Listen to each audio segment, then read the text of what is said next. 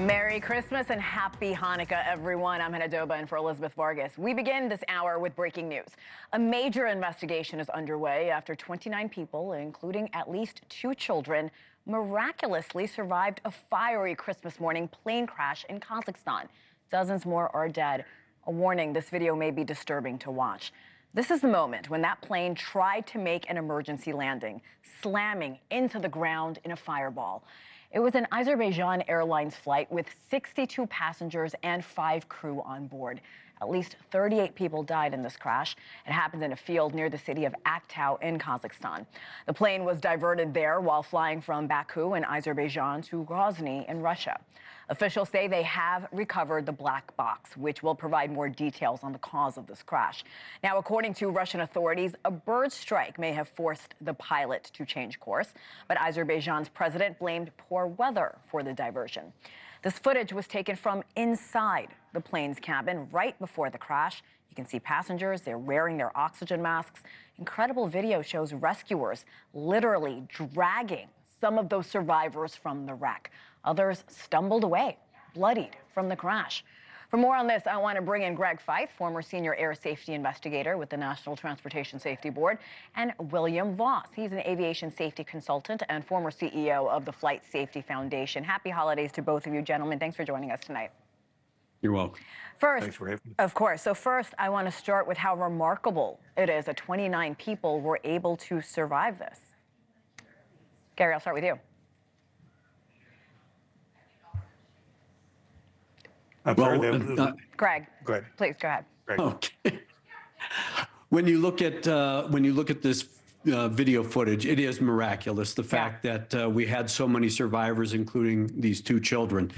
Fortunately, the back end of the airplane survived. A lot of the initial impact forces were absorbed by the front of the aircraft, allowing that survivability. We saw similar type survival stories with United 232 in the cornfield in Sioux City, Iowa, years ago.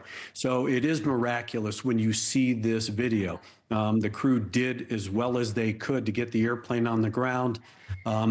Basically in one piece, it was the aftermath, but it is very fortunate that we had that high number of survivors. I agree. William, authorities from Russia, Kazakhstan, Azerbaijan all say they're investigating this now. What are your thoughts on the early explanations? Would a bird strike or bad weather, poor visibility, like the president is saying, cause you to lose control like that? It's not really consistent with what you'd expect from a bird strike, but let's also keep in mind that the first conclusions one puts out on the day of a crash are almost always wrong. And so I think what we are seeing here is there's also a concern that there is damage that's been verified, the footage, which is far more consistent with ground fire, anti-aircraft fire. And I wish this were a rarer thing, but in the last decade, if this is another such event, we're over 500 people losing their lives due to operations in conflict zones. And I'm not sure the aviation industry is a lot closer to solving that problem today than it was 10 years ago. I see Greg nodding. You seem to agree. Officials say they've recovered the plane's black box. That's good news. Hopefully we'll get more answers about this crash. But what can you already determine without the data and just looking at these images that we're all seeing? Well, we have to be careful, as Bill was talking about. You got to be careful what's, of course, posted on the internet. But there are pictures floating around that do show damage that could be similar to some sort of ground fire, a SAM or something to that effect. It is damage where the impenetration or penetration points are from outside in, not inside out. And if you look back at MH17, the shoot down of that 777, Malaysia Airlines MH17, you'll see similar damage, and we've seen it on other aircraft. That can be consistent with, of course, working or flying in a military zone like there was this morning when that aircraft was transiting the area. But it's going to be up to investigators, and of course, with the recovery of the flight data recorder and/or the cockpit voice recorder, that will help shed light. Bird strike, as Bill talked about, isn't going to bring an airplane down because we saw that with the Miracle on the Hudson.